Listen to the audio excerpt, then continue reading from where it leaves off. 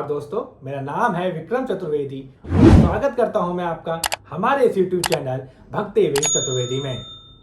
दोस्तों, भारतीय संस्कृति में अनेक ऋषि हुए जिन्होंने हमें धर्म और ज्ञान का अभूतपूर्व रास्ता दिखाया। उन्हीं ऋषियों में से एक ऋषि थे अष्टावक्र ऋषि, जिनका शरीर 8 जगह से टेढ़ा था। जी हाँ दोस्तों, 8 जगहों से टेढ़ा शरीर था अष्टावक्र ऋषि का, लेकिन उनकी बुद्धि और उनके आत्मज्ञान ने पूरे संसार को आश्चर्यचकित कर दिया। तो आज के इस वीडियो में हम जानेंगे ऋषि अष्टावक्र की ही कहानी।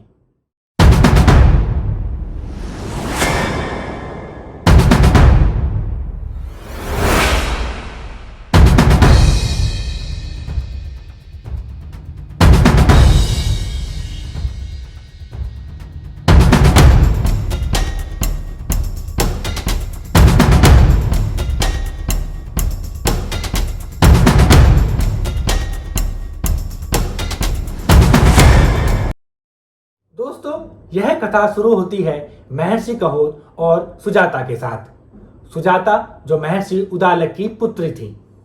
जब सुजाता गर्भवती हुई तब महर्षि कहोड प्रतिदिन उन्हें वेदों का पाठ कर कर सुनाते थे।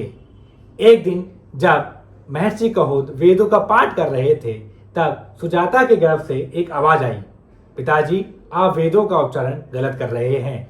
यह सुनकर महर्षि कहोड पहले तो बहुत ही आश्चर्यचकित हुए, लेकिन अगले ही पल उन्हें क्रोध भी आ गया और उन्होंने क्रोध में ही अपने गर्भ में पल रहे पुत्र को श्राप दिया कि तुम्हारा जन्म 8 अंगों से विकृत होगा। जी हाँ दोस्तों, महर्षि कहोड ने ही अपने पुत्र को श्राप दिया कि तुम्हारा जन्म 8 अंगों से विकृत होगा। बाद में जब बालक जन्मा उसका शरीर 8 स्थानों से टेढ़ा था, इसीलिए उसका नाम अष्टावक्र पड़ा।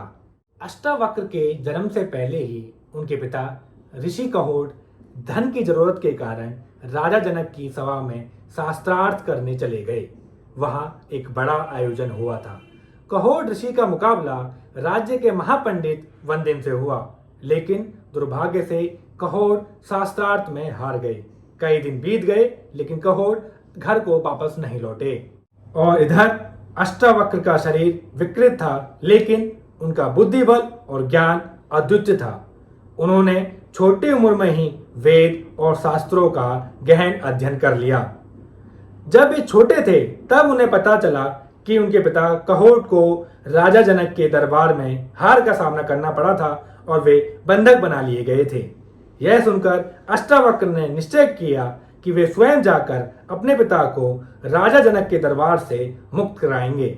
जब अष्टावक्र राजा जनक के दरबार में पहुंचे तो वहां बैठे विद्वान उन्हें देखकर हंसने लगे और बोले कि यह टेढ़ा मेढ़ा बालक हमें चुनौती कैसे देगा। तब अष्टावक्र शांत स्वर में बोले, राजन आप विद्वानों की सभा चलाते हैं और यहाँ लोग मेरे शरीर पर हंस रहे हैं।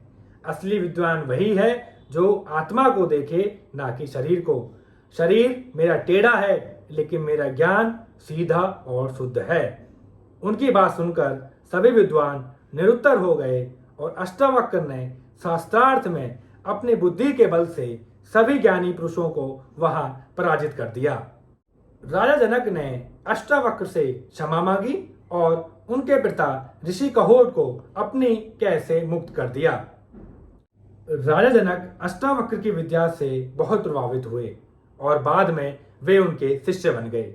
अष्टावक्र ने उन्हें आत्मज्ञान का उपदेश दिया जो आगे चलकर अष्टावक्र गीता के नाम से प्रसिद्ध हुआ।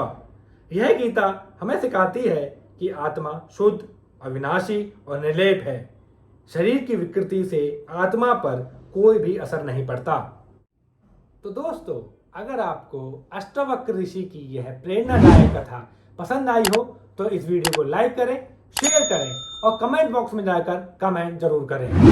तब तक के लिए धन्यवाद।